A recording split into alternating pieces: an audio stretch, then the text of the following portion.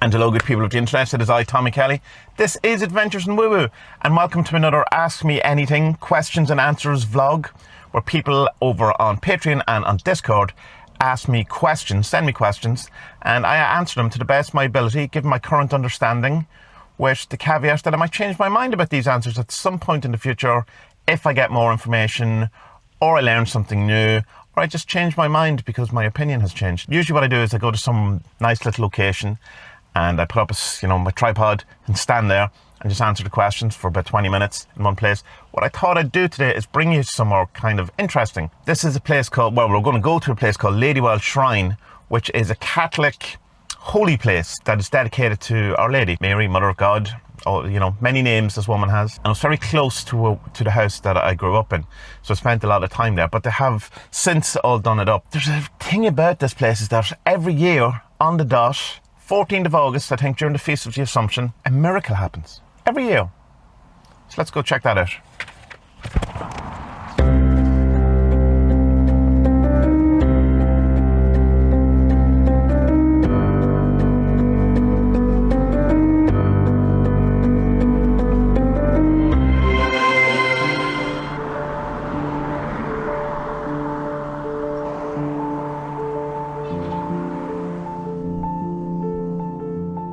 Miss Bunny Ears asks, will you ever make another deck or another limited edition version? My partner and I are really intrigued by it and added it to our wish list.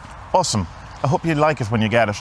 Will I ever make another deck? Well, I am making another deck. I'm currently nearly finished another deck that I've been doing with Duncan Barford, him of Occult Experiments in the Home podcast website, and you might know him from the Baptist Head back in the day. It's a Buddhist oracle. It's based on the Nidanas, which if you want to know what the Nidanas are, Duncan actually has a 2-part podcast all about them, and you can check that out. I'll leave the links in the show description. It'll be 26 cards, about 22 of them, 23 of them are done, and it'll definitely be coming out in the next couple of months.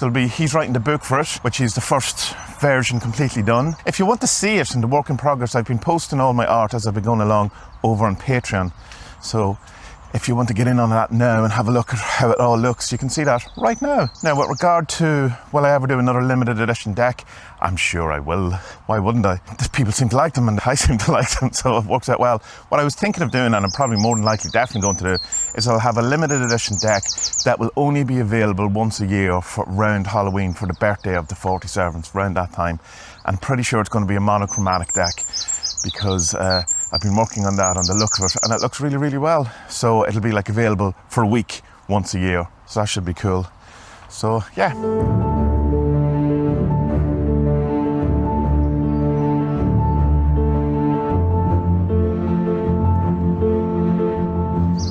So this is Ladywell Shrine.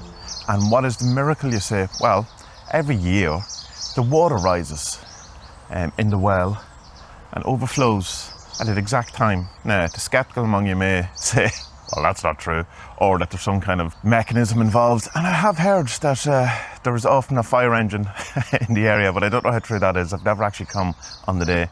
But it gets huge amounts of crowds, like huge amounts of crowds for such a small thing. A mass is said here, and people, who are there seem to genuinely believe that the miracle occurs, that the water rises at exactly the right time, as prescribed, as predicted, and that the water has healing properties. It's been here for a long while. There's photos unearthed recently that show that people have been using this as a pilgrimage for at least, when did photos come out? A couple of 100 years, and there's records before then. So yeah, it has a good ancient kind of history. It's a lovely, very peaceful place, and they've cleaned it up considerably since when I was a kid here. It was very overgrown. So yeah, it's really nice. Sorry about the sunglasses. I know it makes it slightly more impersonal, but it's very bright and I can't see the camera when I don't have the mod. I drink tea. He has 2 questions. Recently I've read Gateways Through the Stone and Circle and Gateways Through Light and Shadow by Ashen Kassan. I'm sure that's not how you pronounce his name, but there you go. In which he describes method for creating magical tools. Outside of the 47s, have you ever attempted to create any specific magical tools, and what were the results? Or if not, have you read about some tools you might like to create and experiment with? I have a number of tools. I was given a wand in Glastonbury about 20 years ago that I have, but I augmented it slightly. I painted it black because you have to. The Rolling Stones told me to, and I find that quite pleasing I also made my own rosary beads, shown them before in a video. I should have brought them with me today, but I didn't. And I also have some other tools that people have made for me. I've a ceremonial dagger that William Opdyke made for me, which is wonderful, and a couple of other things. I've tried making different kind of talismans and stuff before, but I've never really fully gelled with the actual materia thing of magic, that the things themselves are magic. Just something I kind of have neglected and probably should look into more. There's a part of me that kind of feels a bit, I don't know, LARPing when I start using things like that as well, but that is something I probably should get over. I'll check out the book that you are talking about, because it seems like it could be interesting. Now, the better question. Adrian T also asks, snack attack, dark chocolate hobnobs versus milk chocolate hobnobs, which is superior? As a rule, I think dark chocolate is superior to milk chocolate, but I don't think we can actually get the dark chocolate hobnobs over here, or at least I haven't seen them, but I'm going to go with my suspicion that they probably are nicer than the milk chocolate hobnobs. Other opinions on snacks are available, of course. Jesus speaks to the women. It's kind of like he's saying, come on, chill, relax, it's grand, it's all good. Don't worry about me. It's the three Marys, isn't it? Not the way it's, well, it's usually the three Marys, but one is a baby, so. Did Jesus have a secret baby? Maybe someone should write a book about that. Al Dow asks, can you recommend a good source of shadow work? I can recommend a few, but what I'm going to do is I'm going to hand you over to future Tommy, who's back in the office, and he's going to show you some books.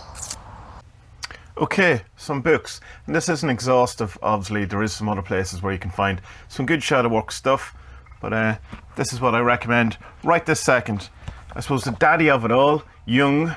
This would be a good place to start with Jung if you want to come from the kind of shadow work type of stuff. It's called The Undiscovered Self, and there's 2 essays they wrote late in life.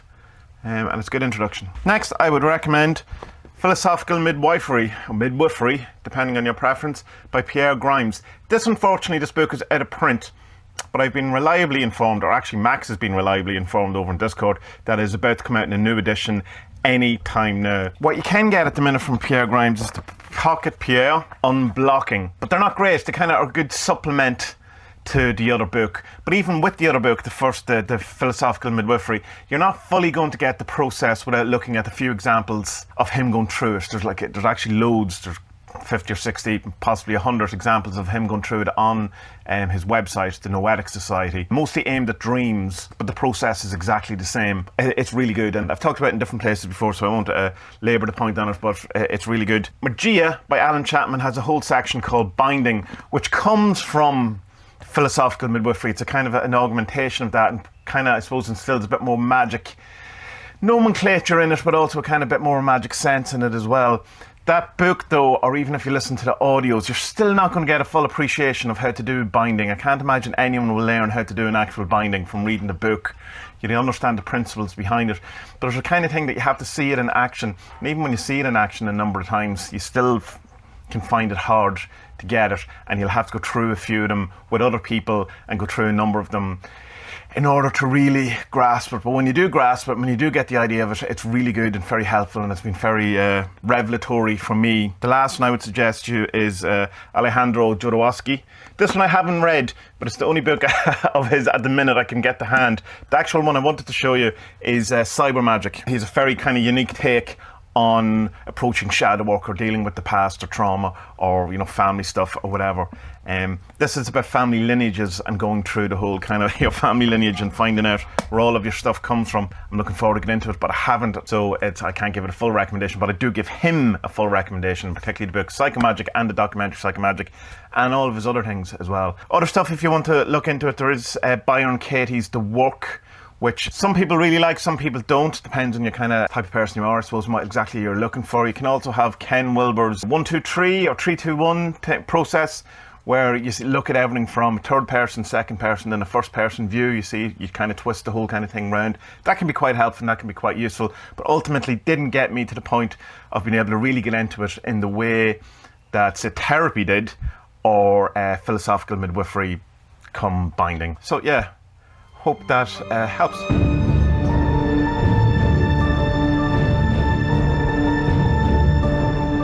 Good woman, Veronica.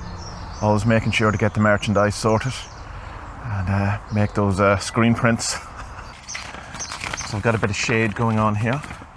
Jason Mendel, why do you think when communicating with any disincarnate entities that it's difficult to have straightforward, simple communication rather than messages filled with symbolic imagery and cryptic phrases, and why they seem to have no trouble calling us idiots in plain English. Well, it would have to be suggested by the fact that they can't speak clearly when they want to, that they're doing it on purpose. There's two possible answers. There's a number of possible answers, but there's two possible answers that I can give you today.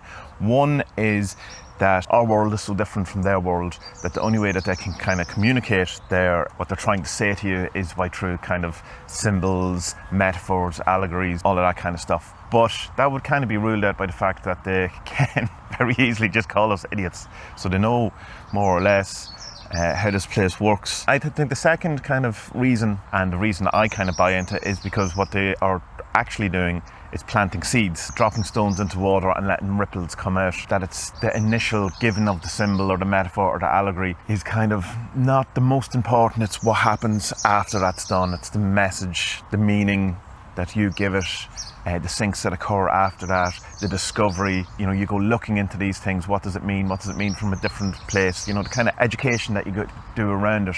And so it's kind of that they speak like this, so you go and do the work, you know, because it's like that thing in a sense that you can know something. We all know this kind of thing where you can know something, but then one day it clicks with you, and it's usually because you've discovered something, that you have, you know, gone through something, or you understand something in a better way because of personal experience, rather than just someone telling you and you kind of go, yeah, that makes sense, that's fine. But then when you have the experience or you have the kind of inner click, it totally makes sense to you. So while they probably could give us the exact answers we want, true, fully laid out in front of us, we probably wouldn't get it because it needs that element of us having a personal experience with these things. So instead, they drop stones into water and let the ripples come out, and that's the way I think it works, at least today.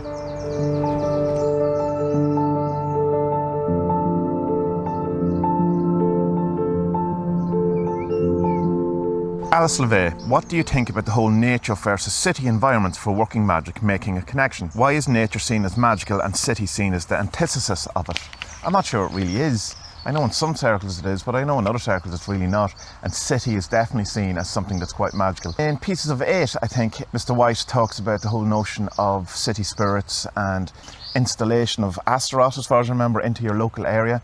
He'd be big into cities, big into how to work with, say, when he was there with London in a magical kind of way. And I know he's not alone. There's definitely a book called City Magic. And I think over the last while on the Invaders and Woo Woo Discord, they have been talking an awful lot about a book, Urban Magic, which they have been finding great kind of success with. And of course, like in Alan Moore and Eddie Campbell's From Hell, there's this whole notion of city magic as well. And you know, the whole idea of, like, I suppose as well, like the Masons built cities in certain ways as for magical kind of ideas. Washington seems to have an awful lot of these kind of symbols built into it, as most cities seem to have, whether it's by design or coincidence, who's to say. I think there's a different kind of feel, obviously, to cities, and there's a different feel to forests. But I don't think one is necessarily better than the other. I think you can be possibly drawn to one another, or you may need the opposing kind of thing than what you're used to. Spend too long in a forest, you might need a city. Spend too long in a city, you're certainly going to need a forest. Yeah, I think it's kind of in a sense, a false dichotomy, although that's a bit strong. It's kind of, magic's everywhere. I don't think it just exists in a tree, it exists in a stone, it exists in a building, and certainly can exist in a city. Certain places definitely have a certain feel to them. The place where I live at the minute has a completely different magical feel than it does to this place, Dundalk, where I grew up. And even within Dundalk being kind of one of the biggest towns, though not a city, you need 2 cathedrals to have a city, I think. There's areas like here which is completely calm, placid, serene, and doesn't have that kind of busy urban environment at all. Yeah, just go with what you have and what you can do. I wouldn't say anywhere is less magical than anywhere else.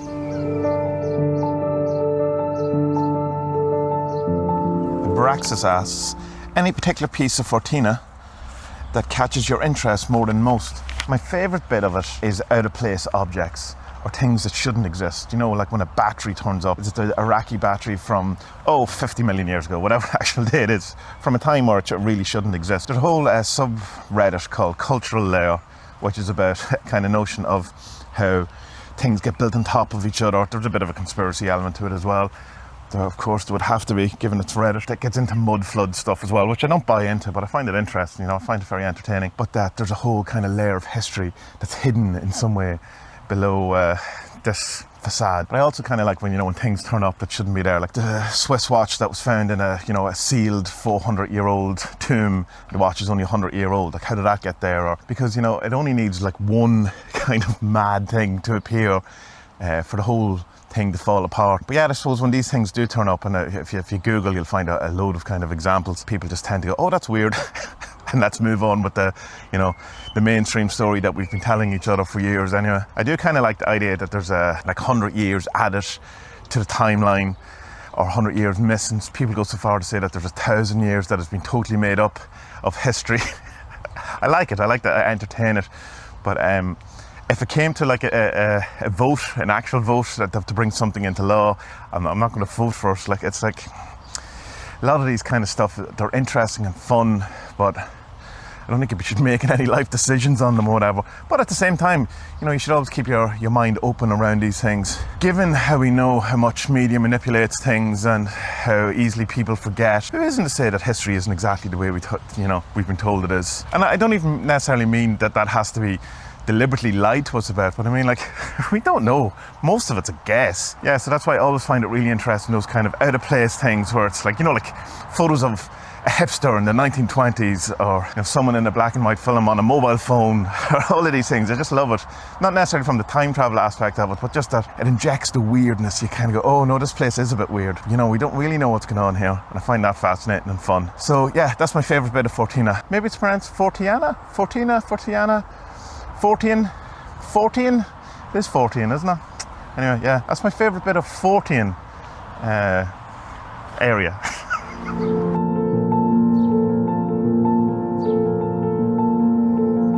Emilio, can understanding money and wealth become a spiritual path?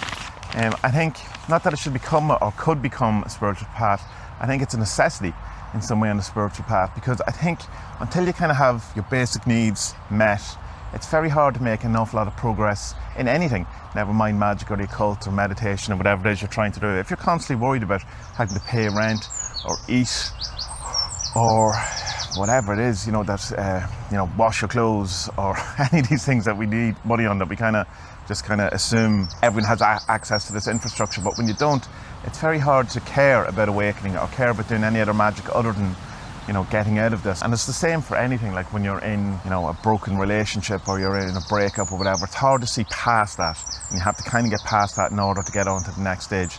So for me with money, any real spiritual advancements, or whatever is the correct word, that happened after I was able to get my kind of financial situation sorted out. And that doesn't by any means mean becoming rich or having days where you don't have any money, but as an overall balance where I'm not constantly worried about paying the mortgage, paying for food, paying bills, that if a bill comes in, an unexpected bill comes in, that it doesn't absolutely devastate me. 2 bills could come in and devastate me, mind you, so I'm not that far off it, but it doesn't have that just scraping by type of thing. And I think when I was in that situation, which is not that long ago, and it's only in the last really 3 or 4 years that I've not been like that. All my magic was around that, and I got very attracted to like law of attraction stuff, secret stuff, manifesting, because I wanted to not be like this, and I wasn't looking for cars or huge houses or holidays, just to sustain, to be able to keep doing what I was doing.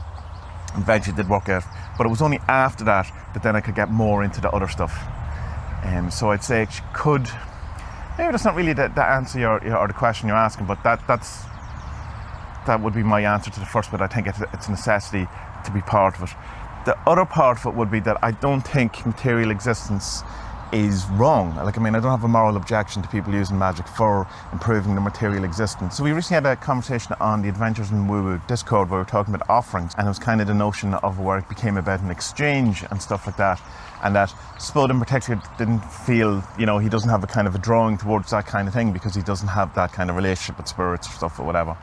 But I was kind of got me thinking, as it does, and I was kind of thinking that while, say, your HGA or your solar angel or your person who's kind of in charge of your spiritual kind of outlook, your spiritual guidance, your teaching or whatever, there is other spirits knocking around that are well capable of helping you out materially. I don't feel anything wrong with if you want to work with them and want to have a better life. I don't think there's a moral objection to it. I think I can kind of get caught in it because I come from a Catholic kind of background where we're kind of told that to want material happiness is a sin. And how dare you, you will be punished. So in some way, that wanting something shiny, something bad will happen, because you'll be punished for doing it and you're a bad person for doing it. So I think there is kind of a notion where you could walk through that as a kind of a path working that would help ultimately your bigger kind of spirituality, because you would be breaking a role, a shadow, a thing that isn't true. And I think the material existence is every bit as important, almost in places more important than the spiritual existence, because it's happening here materially. And I think we can kind of bypass that a bit too easily by saying that it's not important, none of these things are important, that material existence isn't important, or that being materially happy isn't important, or having the things you want, that you shouldn't be concerned about having aesthetically pleasing things around you, about having all the things you want. Now, to a point, once it gets into that kind of materialistic view of constantly wanting and never being satisfied, of course you're getting into kind of dysfunctional kind of area of it. I don't think to throw the baby out with the bathwater and say that you shouldn't have anything and become like a kind of ascetic, not aesthetic. I think that in all these things there should be a balance. So I think, yes, pursuing money as a magical pursuit, as a spiritual pursuit, and getting to the root of what you feel about it, about your blocks, your limitations, your shadows, your wants, your needs, and all that thing could be a very valid approach, as any approach is, but knowing that there's traps within it and there's shadows within it. So, short answer, yes.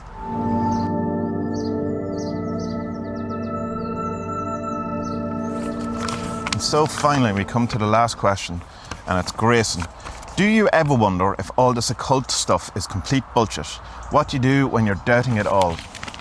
I have to say that I spent years kind of jumping between the kind of notion of this is real, this is bullshit, this is real, and then become, massively disillusioned when things didn't work out. But since my kind of experiences over the last, or my allowance of my experiences over the last year or so, I don't have that anymore. That's the whole point of what I was saying before about the awakening thing, is I've got to a stage where I can't go back to the doubting stage, because I just can't, because it's clear to me, or I'm convinced enough, I've entered the stream enough, I've become invincible enough that that kind of question has been put to bed. But what does happen to me, and I can see it happening to other people around me too, so I think it's probably a common enough experience, is that I can get caught in kind of bullshit of someone else's kind of teaching, or I can get, in an idea or a theory or something, and I would need to pull away from that. So, if you're spending too long with a particular, say you spend too long with Crowley, and you kind of go, well, this is getting a bit bullshitty to me. It's not really speaking to me. It's not really what I believe, and I kind of need to pull away from that. When I find I go through kind of periods of really kind of ingesting a lot of stuff, talking to people, hanging around with people, really getting, debating stuff in the proper sense of debating, and trying to find out what each other think, or what the nature of these things are, reading all the books, getting all the things, and then there's kind of it hits a kind of crescendo or a peak or zenith, and there's a point where I have to just pull back from that entirely and go, right, now I need to integrate this, assimilate this, throw away the bits I don't need or whatever, and really find out, hold on, what do I think?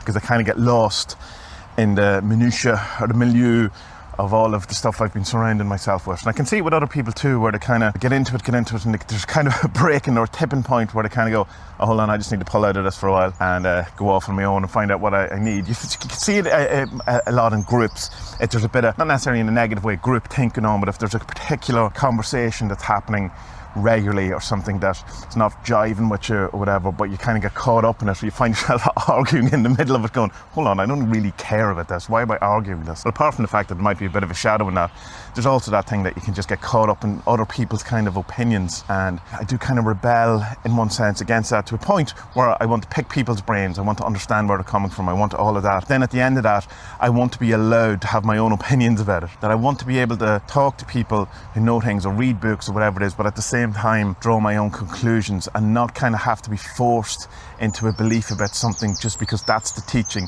or that's what the other person believes. And so sometimes that can feel a bit bullshitty, that I'm kind of going, no, I feel the direction in which I'm going is a bit bullshitty, and I need to pull back from that. But the overall kind of notion of that it's all bullshit, I just don't have anymore. It's just not there, and that may change, but it's just not there at the minute. And I know what it feels like because I had it for years. I know what the disillusionment is. But a lot from me was that I was disillusioned, and not necessarily that it wasn't real, but that it didn't work in the way I wanted it to work. Why didn't I have everything? Why wasn't my life sorted? Why weren't all my relationships great? Why wasn't I having the best sex in the world? Why wasn't I having all the money in the world? Why didn't everyone love me? You know, why all of these things? It's going to, all right, maybe it's not exactly about that. I mean, the ultimate goal, of course, is to sort all your shit out, but that doesn't mean you're going to get everything you want. It doesn't mean you're not going to get everything you want. But kind of this thing, I had it around my HGA, was that I thought Magick and the occult would sort my life out. It doesn't, it wrecks your life. It should come with a health warning. In fact, it often does. So I think part of my disillusionment was in wanting it to be something it wasn't, or expecting it to do everything for me, rather than me having to do all the work or whatever. What I tended to do at the time when that was happening is that I'd just take a break from it. The longest break, I think, was a couple of years. I got back in through The Secret. Imagine that, the shame. But yeah, just take a break from it. Stop thinking about it. Stop worrying about it. Go do some art. Go take up jogging. Do something completely different, you know. Eat loads of cake. Anything just to break the cycle and get out of it. Because it can be overwhelming. And I mean, if we were to believe that it's, you know, we're meant to get all this done in one life, I don't think there's any hope of that necessarily, unless you're a very high degree, which I'm certainly not. So, I mean, we've all the time in the world, despite what the constant doom news would say to us. From a cosmological scale, we've all the time in the world. So, yeah, there's no rush in any of these things. So take a break, eat the cake, and it's horrible. Disillusionment is horrible because you also feel like you're fooling yourself if you wasted. Oh, I can't believe I believed all this, and you know, it's proper disenchantment. So do something that re-enchants you, and it doesn't have to be magic. You'd probably come back to it anyway, because I remember years ago, Gar Shanley, he's a writer, brilliant writer, writes movies, writes comics, all this kind of stuff. Just, we're getting totally disillusioned with comics and art and creativity and it going nowhere. And I says, oh, I'm thinking of quitting. And he says to me, yeah, try that. Just try quitting, see what happens. And of course, you can't, because you always get called back into it. You always end up doing it. You might take a break, it might be a while. But yeah, so try and quit Magick. See how that works out for you. See what happens.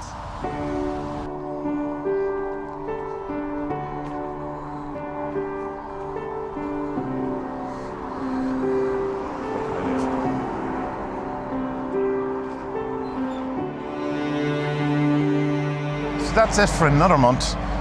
If you would like to ask me a question, you can just join up to Patreon. Links are in the show description. Or you can head over to Discord. Links are also in the show description. And join up. And then every month we do this. We do numerous other things. We do like 47's one-card readings.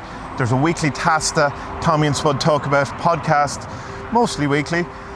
And I do a vlog every week too. There's loads of other stuff going on. So if you're interested in this kind of stuff, it might be somewhere you might want to check out, particularly the Discord, because it's good fun and full of good people. So if you want to support the channel and me, then the best thing to do is you can send me some money. Just send me money. Buy me a book, or share the videos, or like the videos, or you know, annoy people about the videos or podcasts or whatever it is. Good people of the internet. I hope all your questions are answered, and I hope that you don't get disillusioned and disenchanted by life, and when you do, that you bounce back quickly. And I hope that your best days are ahead. That's my genuine blessing and hope for all of us, that our best days are ahead, and I have a sneaking suspicion that they are. Be well.